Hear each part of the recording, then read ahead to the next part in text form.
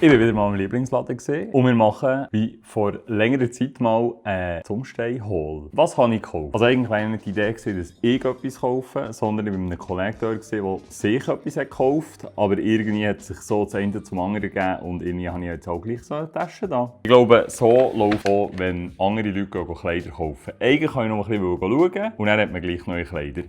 Also wir schauen jetzt zusammen da rein. Es sind Zubehörteile, es ist eine Kamera drin, aber etwas, was ihr jetzt ganz sicher nicht denkt, dass ich das gekauft habe. Und zwar fangen wir an. Es sieht ein bisschen aus wie ein Parfüm. Es ist ein Objektiv. Ich habe schon Linsen von dieser Firma. Es sind manuell fokussierte Leica-Objektive, also für Leica M-Mount. Ein 75er, ein 50er und ein 28er. Das ist jetzt ein 50 mm, aber ein manuell fokussiertes für zum Filmen. Unboxing. Ich bin nicht so gut in solchen Sachen. Ich habe mich diese Woche schon mal geschnitten. Ein Imbus.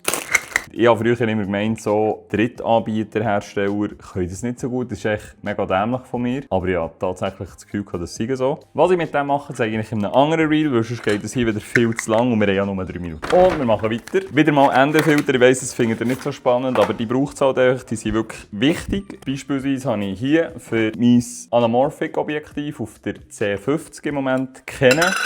Nur so einen Diffusion-Filter, den ich nicht mehr abbringe. Geil. Wenn ihr mal so einen Filter nicht abbringt, nehmt ein Tüchlein und dann könnt ihr ihn in die Regel nehmen. C50 hat keinen internen ND-Filter und wenn wir Videos machen, müssen wir das Licht irgendwie noch steuern können. Die Verschlusszeit ist ja blockiert durch die Videoeinstellungen. ISO will man in der Regel nicht zu fest verändern, weil dort gibt es optimale Einstellungen, damit es nicht zu fest rauscht. Und darum brauchen wir vorne drauf einen variablen ND-Filter, wo man durchdrehen kann, die Stärke verändern. Erkläre ich auch nochmal in einem separaten Video.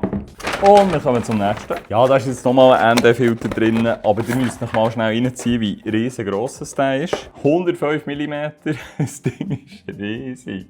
Der ist für das ebenfalls riesige Sigma 135 mm, der kommt also hier vorne drauf. Das ist nur ein Schutzfilter, der hat keine Funktion, außer die vordere Linse zu schützen. Und wir kommen zum nächsten Adapter. Moment, da habe ich 2 gekauft.